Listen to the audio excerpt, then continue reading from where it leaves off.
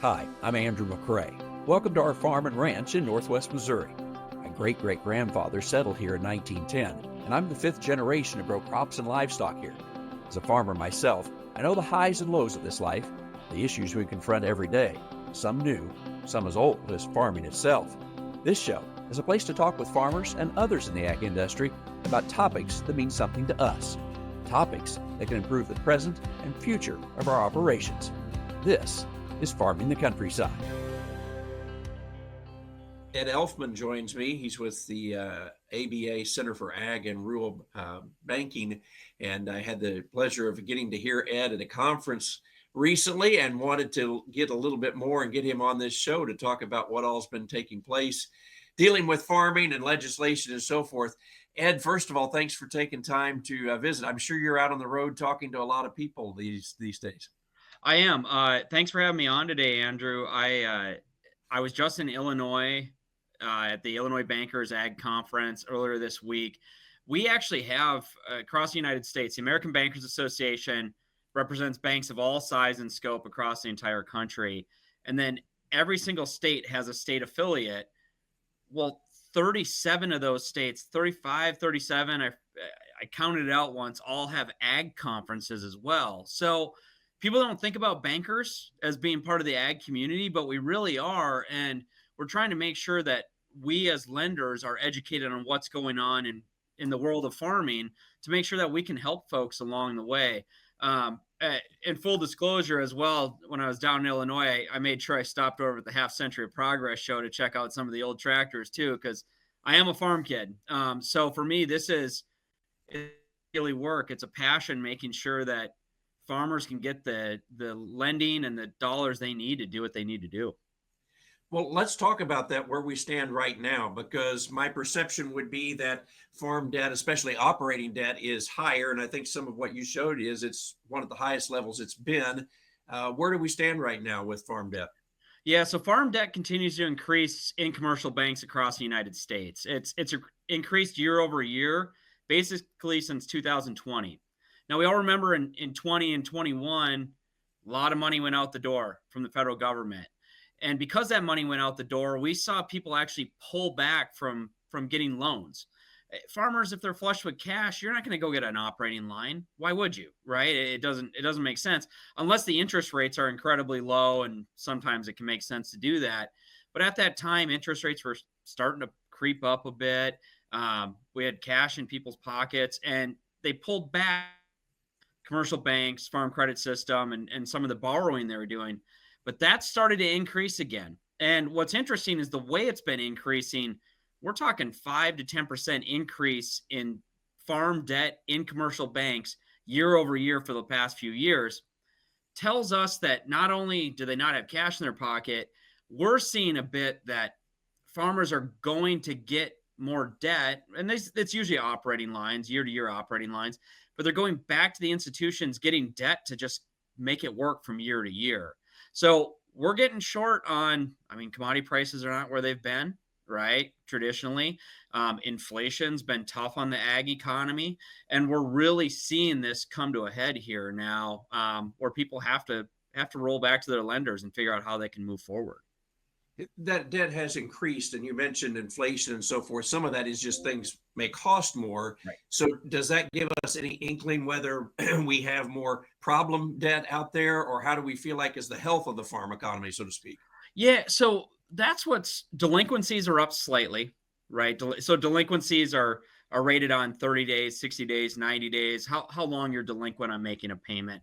Those are up slightly, but they're nothing's like the 80s right now. Everybody always talks about the 80s as the barometer. I will say my barometer, I think this feels a lot more like the early 90s, before we had freedom to farm. Why I say that, we have increase in debt. We have low commodity prices. We have a lot of production. People are getting better at producing a lot of product, and our markets aren't as open as they used to be, or we're struggling to find some new markets to go into, because basically from 96 to, 5-6 years ago, we opened up a ton of markets across the world. So we have all those things kind of rolling together. But surprisingly, the delinquency is not accelerated as hard as you might think it would in a tough economy. What's going to be really telling is over the next year to 2 years where we go on that side of the world. The South is really struggling right now. The Mid-South to the Southeast. Mississippi State just put some data out. If you're in Mississippi and you're doing 3,000 acres of corn and soybeans, 50-50 split. Sounds like an Iowa farmer, right? But they do corn and soybeans down in those areas. You're going to lose $200,000 to $300,000 this year. That's real money. And the thing is, this is year 2 or 3 or 4 of either you've had disaster or you've had low commodity prices. And it's even worse when you're looking at cotton and rice and some of these things that require specialty equipment, which means you get stuck in this perpetual cycle of you need to be using that equipment to maximize why it exists. We as lenders are watching all of this and trying to really work with our farmers and our borrowers, making sure that they stay healthy, that they're able to move forward, that they're able to keep the operation running. Things like economic assistance last fall helped. That was all paid out this spring. That helps. It's not the end all be all. And I'm sure at some point we'll get into potential farm bill and what happened in the tax bill and some of those things. But as you're looking at the state of all of it, from a lending side, we're not slowing down lending. Banks are very healthy on the agricultural side. And that's probably something that's different than the 80s. I keep bringing up 80s. I hate it because I was born in the 80s. I don't remember it. I hear stories. But when you look at how banks and the farm credit system were really struggling during that period, we don't have that same struggle.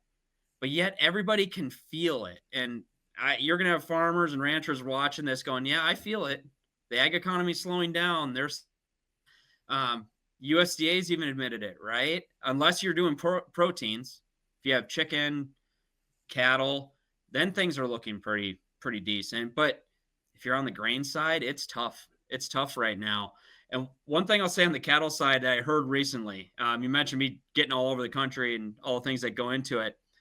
Utah bankers, and people don't think about ag in Utah, but if you want dry hay and cattle, that's where a lot of it comes from. Utah state economist was on, and he did a comparison of how many calves were the equivalent of a Ford pickup truck. In 1972, which was one of the worst years from an inflation standpoint in agriculture, you could buy a Ford pickup truck with 20 for the same price as 20 beef calves. Right now, it's 17 calves equals a Ford truck. So kind of an interesting comparison. He also overlaid inflation on cattle prices, and it almost lines up exactly where it should be. So I think that's an interesting thing on the cattle markets. We're talking about how they're doing really well, but they're really high priced and all these other things. It's actually lining up with kind of where it should be. It's just that our corn, beans, wheat, everything else is not on that same scale right now. So Right. Well, you mentioned the big bill, and we certainly want to get into that some. And there's so much we could cover there, so I'll probably let you kind of take it where you want to. But a lot of this was made permanent, so it was things that maybe we already had, but we made permanent. Maybe I should begin by asking what is new? What should we think about is something that was brand new that you would want to point out in the bill? Yeah, there was something called the ACRE Act, the Access to Credit for Our Rural Economy Act. And some of you, if you've been at Commodity Classic, Cattlemen's Show, National Black Growers Association, some of the places we've been over the past couple of years really promoting this. What it does is it's a tax bill that reduces the income tax paid by lenders when they make agricultural loans. So it becomes a pass-through savings on the interest side. The original bill is 100%. As you might imagine, when you start making sausage, which is the tax bill, was a lot of sausage making, a lot of deal making.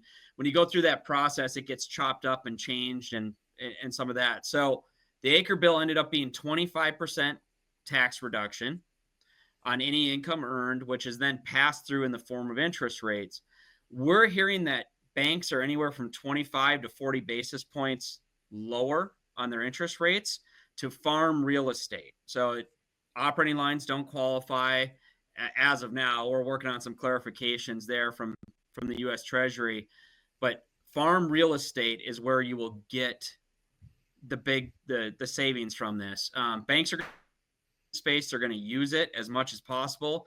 They want you to be a customer of theirs. So I encourage everybody, because of that, just getting through July 4th, it became law. If you haven't talked to your banker in a while, go talk to your banker. They're looking at how to make this all implement and how to put it in place. But you talk about ag provisions in the tax bill. There's a lot of ag provisions, right? There were things on PLC. There were things on crop insurance. I don't think people are talking about ACRE enough as an agricultural provision, partly because you had to get to about page 700 to find it, right? And understand what it was. But it's buried in the text. It's an important aspect that we are working really hard on. And we want to make sure that producers can utilize that law as much as possible, along with other tax things that you would obviously be using from the bill. I know that you mentioned that we still don't know perhaps all of the rules, Yep. and you're trying to continue to get clarification. But as I understand it, does this have to be a completely new loan or a refinancing? I can't have an existing loan and be able to get the rate reduction, right? So any new loan qualifies. What we're working on figuring out is, you took out a loan 5 years ago on 100 acres, and now you want to add 40 new acres to the loan. Does that count as a refinancing, or does that count as a brand new loan because you brought in new money and new collateral?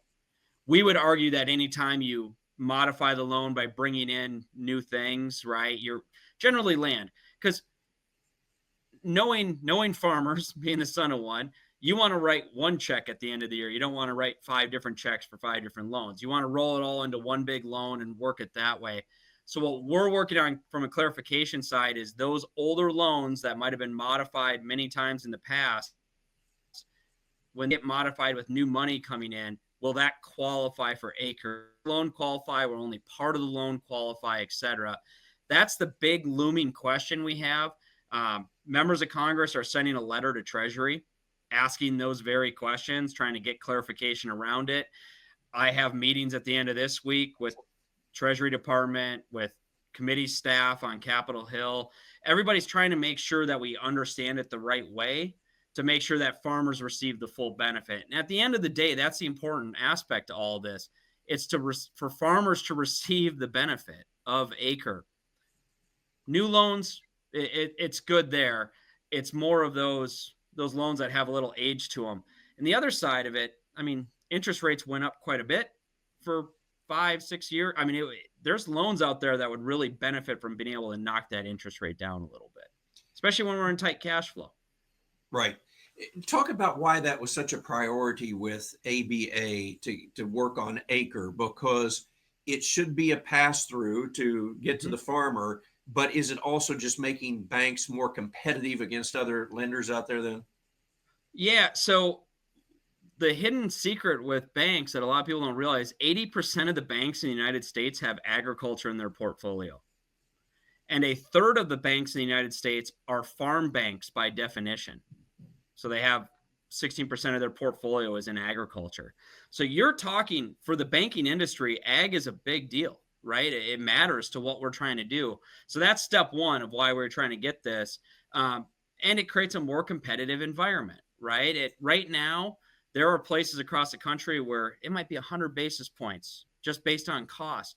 If this helps create a more competitive environment between lenders, who does it ultimately benefit? It benefits the borrower, because the more people that can walk in and give you competitive rates, the better chance you have of having the best possible.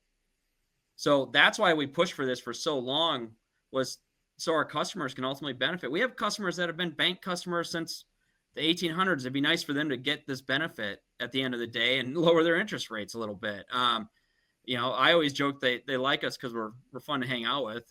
Bankers, I'm kind of half joking there. Bankers are not exactly the most fun crowd at times, but they care about their customers and they want to make sure that they have that environment to succeed at the end of the day. You mentioned that there was so much in that big bill, and I want to give you an opportunity to speak to some of that. And there was so much that was ag related. Mm-hmm. Maybe an overarching question first. did we do so much that now the farm bill itself isn't as important, or is it easier because we take care of a lot of it in the big bill? I'm just curious your thoughts after we put so much ag in the one big bill. So in some ways, I have to be careful. I worked on Capitol Hill before I came to this job, so I can't out all my friends on this. But a farm bill is always important.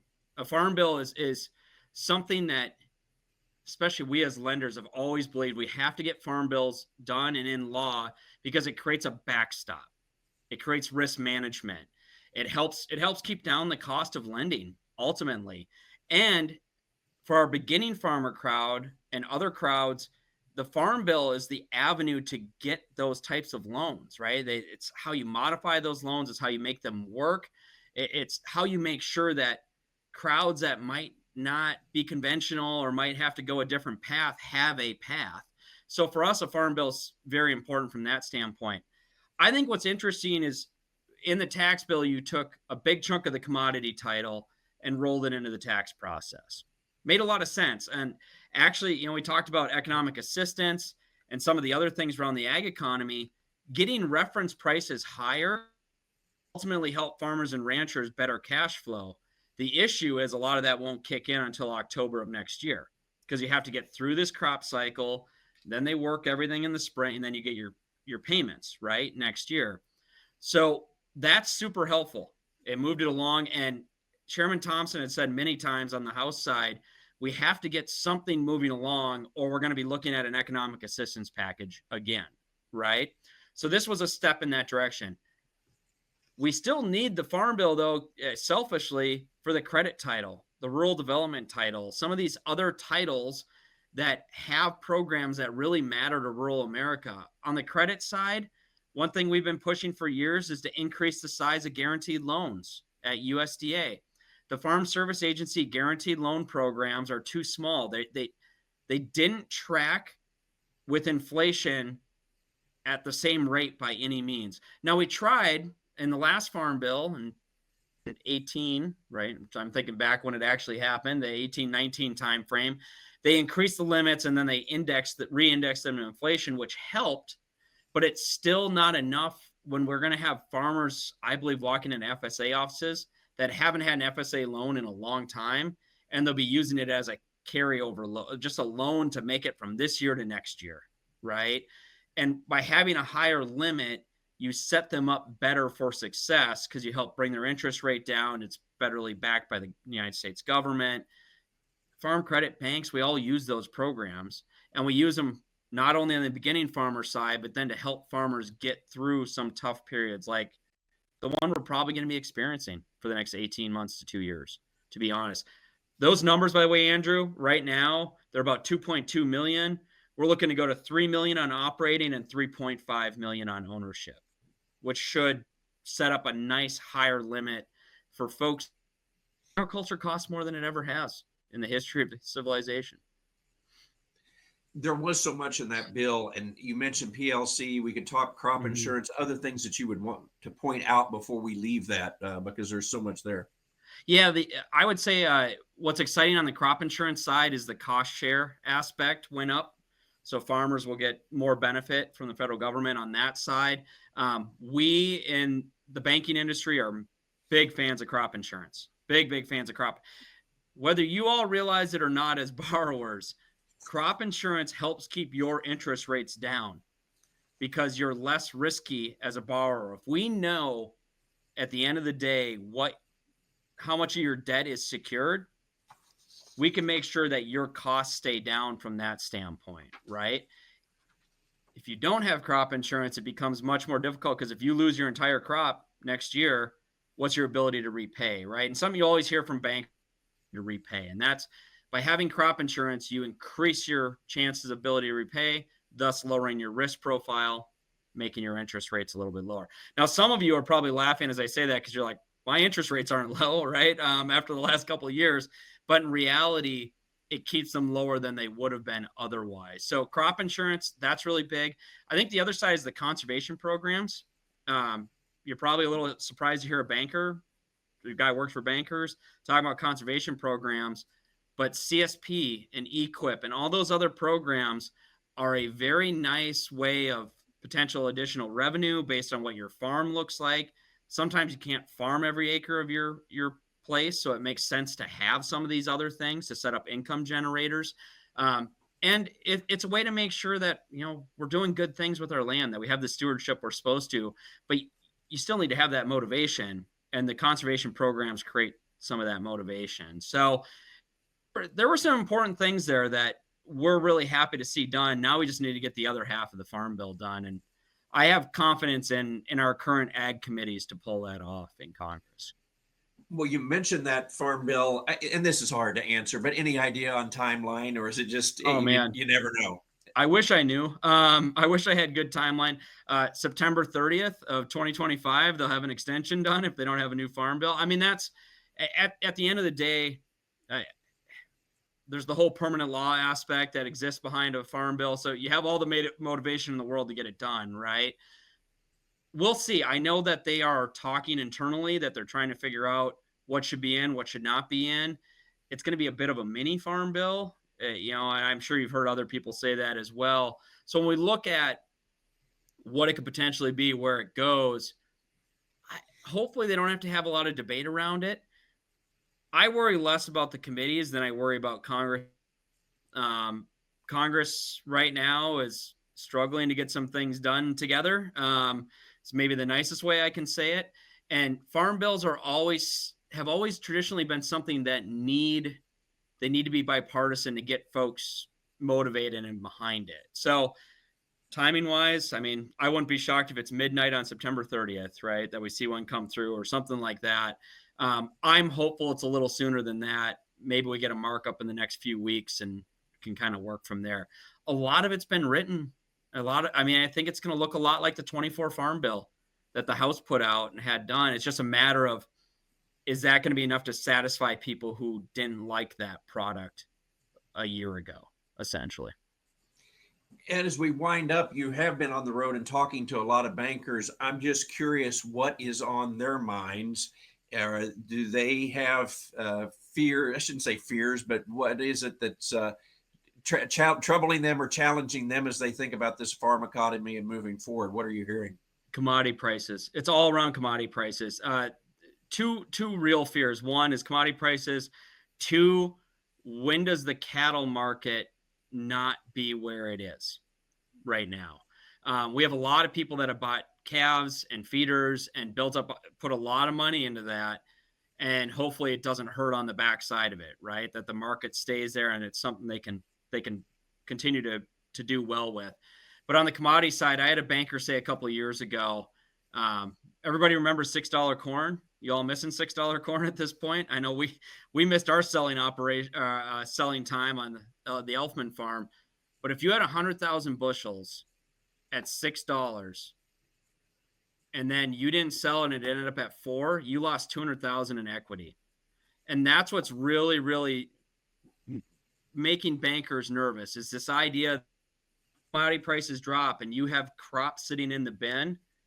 It's losing value. It's not gaining value, right? So for us, we're nervous on the how do you make this all work at the end of the day, because payments didn't go away. You still got to make payment on the combine. Still, you can't use the equipment market is crazy right now in some places. So how do we make this all work? How do we work through this? But I will say this, I have all the confidence in the American farmer, American bankers to figure out how to work through this. We've worked through worse, but we are watching where it goes and trying to make sure we're staying ahead of it as much as possible. And I appreciate the time and the insight. Hey, thanks for having me on today. I appreciate it. I love talking ag. And I also love talking old farm equipment if you ever want to have that conversation too. Sounds good.